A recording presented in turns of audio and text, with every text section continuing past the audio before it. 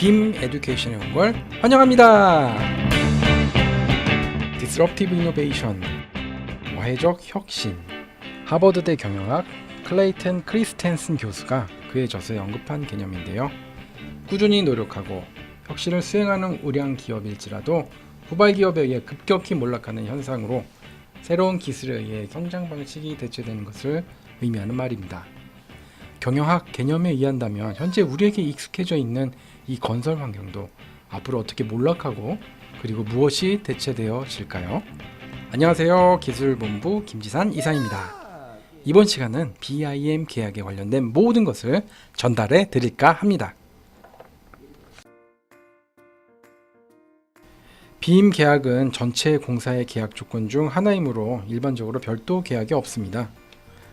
다만 수행 능력이 없을 경우 BIM 전문 업체를 통해 용역 계약을 하는 정도인데요. 따라서 BIM 수행이 가능한 공사 계약 요건을 수립하여야 합니다. 발주 방식으로 따진다면 얼리 컨트랙터 인볼브먼트 형태의 계약들이 가장 유용하다 할 수 있습니다. 대표적으로 언급하면 CMN 리스크 방식, 그 다음에 IPD 통합 프로젝트 발주 방식으로 나눌 수가 있는데요. 주로 민간공사에서 실시하며 사업 초기부터 BIM으로 소통할 확률이 제일 높은 방식입니다. 지금으로서는 GS건설의 인천 하나금융 통합데이터센터 신축 공사가 모범적인 그 예입니다. 공공공사도 LHA에서 시공책임형 CM이라는 명칭으로 시범 실시 중인데요. 2017년건에 총 3건이 발주되고 진행되고 있습니다. 올해는 7건으로 규모만 해도 약 6,732억 원이라고 발표가 나오고 있네요. 다만 입찰 자체가 종합 건설업자로만 한정되어 있기에 역량 있는 CM 업체의 균등한 기회 참여가 아직까지는 좀 아쉬운 그런 상황입니다. 다음으로 IPD 형식으로는요, 국내에서는 보고된 바가 없고요. 주로 해외에서 민간 중심으로 활발히 진행되고 있습니다. IPD도 이제 조속히 민간공사가 자리 잡으면 실행이 될 거라고 생각을 합니다. 이 두 방식 모두 공기와 시공 방법 등을 제시하는 프리콘 서비스 단계가 BIM을 통해서 투입이 되게 되는데요. BIM을 통해서 유용하게 쓸 수 있는 방식이라고 다시 한번 말씀드릴 수 있습니다. 자, 발주 방식에 따른 국내 기업의 BIM 적용 국내외 수행 건수를 보시겠습니다. 국내 건수로는 단연 설계 시공 분리 방식이 주를 이루고 있네요.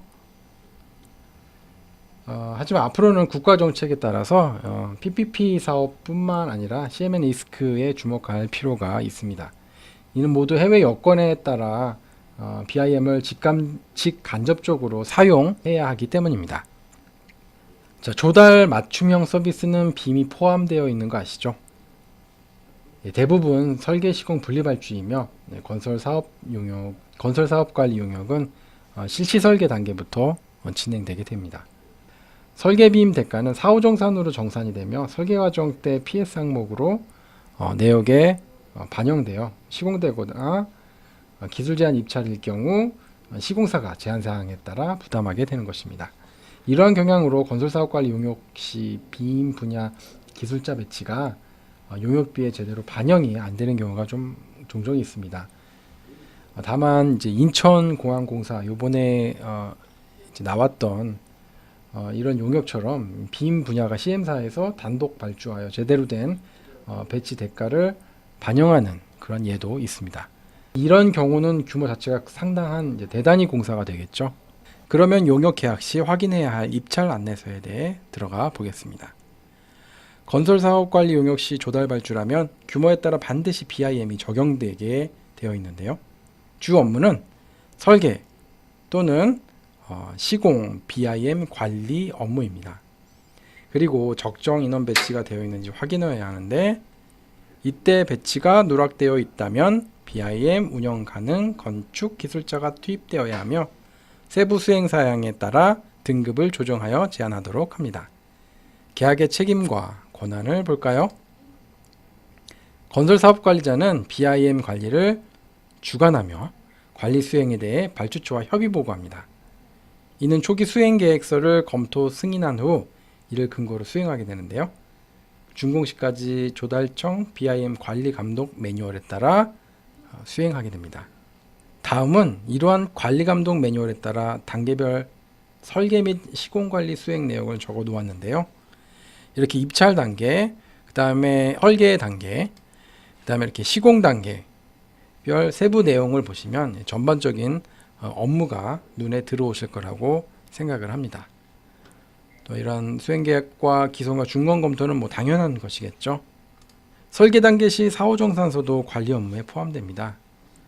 실비정액 방식으로 맨먼스 투입을 기준으로 엔지니어링 산정 단가를 적용하게 됩니다. 빔 업무에 대한 대가 요율은 아직으로서는 없는 상태이고요. 이러한 사후정산서 작성으로 설계비가 지급되게 되는 것이죠. 자, 그럼 머리도 식힐 겸 퀴즈 2개를 준비하였습니다. 통외주라는 말 들어보셨죠? BIM 꼭 해야 한다면, 의무적으로 강제적으로 해야 한다면 모두 다 외주 처리를 하는 건 어떨까요? 네, 어떻게 생각하시나요? 데이터 작성만을 위하여 투입하는 것은 원칙에 위배된다고 하네요.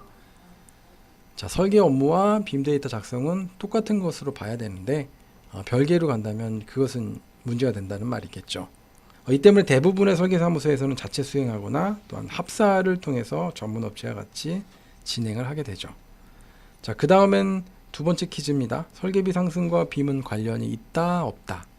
맞는 이야기일 수도 있고요, 아닐 수도 있습니다. 능숙하다면 빔을 통해 업무 생산성이 줄어드는 것은 사실 당연하니까요. 그러나 현대건물은 더 복잡해지고 또 비정형화되며 그에 따른 강도 높은 품질이 요구하게 되죠.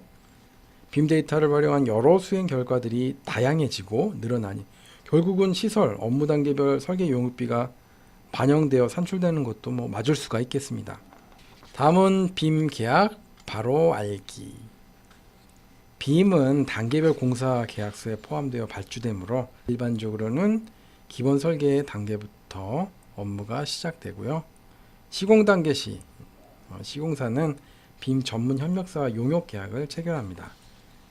대표적인 업무는 아래와 같습니다. 한번 참고해서 보시도록 하고요. 다만 빔 협력사와 계약을 체결을 하실 때 비정형 외피 최적화 관련해서 아니면 3D 스캔이나 아니면 환경 시뮬레이션 같은 이러한 전문 분야는 별도로 계약을 하셔야 합니다. 다음은 설계 단계 시 조직 구성입니다. 자체 수행이 아니라면 빔 전문 협력사의 도움을 받아 작성하여야 하는데요. 이때 코디네이터 및 모델러 부분이 이 BIM 협력사의 업무 영역입니다. 매니저의 역할은 이제 설계자가 수행하게 되고요. 빔 코디네이터는 이 작성된 그 데이터와 또 설계팀과 조율을 하고 또 검토를 하는 그런 역할을 갖게 되고요. 이러한 모든 일정을 잡고 범위를 설정하는 것이 계약도 포함을 해서 빔 매니저의 역할이라고 할 수 있습니다. 웬만한 이제 건축사 사무소는 이런 체계가 잡혔다고 봐도 무방할 수 있을 것 같고요. 만약에 이러한 역량이 되지 않는다면 CM단의 역량이 또 반대로 상대적으로 중요하게 되겠죠. 네, 다음은 시공 단계 시 조직 구성입니다. 더욱 복잡해졌습니다. 거의 대부분의 시공사의 그 역량이 빔 매니저급을 보유하지 못하는 현실입니다. 따라서 그 CM단의 도움이 상당히 절실하고요. 또 그렇지 않다면 상당한 비용을 지불하고 컨설팅 업체에 위임하여야만 그 수행 효과를 볼 수가 있겠습니다. 설계와 달리 시공 단계 시 매니저의 역할이 굉장히 중요한데요. 적시적기에 또 공정별 인터페이스 및 프로세스 매핑이 제대로 이어지지 않으면 시기를 놓쳐 아무 의미 없는 모델링으로 전략해버리고 맙니다. 따라서 이러한 조직 구성을 잘 파악하시고 RFP를 작성하여 시공사의 수행 계획서를 잘 검토하셔야만 성공적인 빔 계약을 수행하게 되는 것입니다. RFP 작성 시 다음의 점검 사항을 잘 파악해 보시길 바랍니다. 매 회차마다 강조되는 그러한 지침서인데요. 네. 시설사업 BIM 적용 기본 지침서 현재 1.32 버전을 준수하도록 되어 있는지, 또 조직 구성 역량에 대한 부분과 또 정산 사항, 그 다음 또 활용 목적과 수준 등을 검토하고요. 이 목적에 따라 활용 수준이나 디테일이 적정한지 아니면 과대하게 요구되었는지 제한하도록 또한 검토하도록 하셔야 합니다. 시공 단계 시도 마찬가지입니다. 다만 목적에 따라 실시 설계 데이터가 재작성되어야만 하는지 아니면 활용이 가능한지 그 여부가 중요하다고 할 수 있겠습니다. 그렇지 않으면 또 다른 용역비가 증가되게 되겠죠. 새로운 계약의 변화. 네, 건설산업 혁신 방안 중 기술 혁신은 고부가가치 건설 시장 확대, 스마트 건설 기술 활성화, 해외 건설 시장 진출 지원 등을 통해 이루어진다. 제9차 경제관계장관회의 건설산업 혁신 방안 발표 내용인데요. 이 기술 혁신 방안은 생산구조 혁신, 시장 질서 혁신, 일자리 혁신과 더불어 오늘 10월에 고시될 중장기 건설산업 정책 방향을 제시하는 제5차 건설산업진흥 기본계획에 그대로 반영될 것으로 보입니다. 여기서 주목해야 할 것이 가칭 스마트 인프라 건설 촉진법인데요. 이 법안은 발주처가 기존 업종별 분리 발주 방식 대신 효율성에 기반한 발주 방법을 선택하고 또 고정된 계약 금액을 기준으로 발주자와 입찰 참가자가 협상을 통해 계약 내용만 조정하는 방식을 도입하고자 하는 것입니다. 또 BIM, 빌딩 정보 모델링이라고 하죠. BIM 등 디지털 건설 플랫폼을 통한 설계, 시공, 통합 관리를 위한 칸막이 규제를 완화한다는 그러한 내용을 골자로 하고 있습니다. 또한 공공공사가 지금은 법적으로 구분되어 있는 CM사의 역할을 넘어 시공사 주도의 시공 책임형 CM 발주가 법적으로 개정될 것임을 시사하고 있습니다. 그래서 정리해 보았습니다.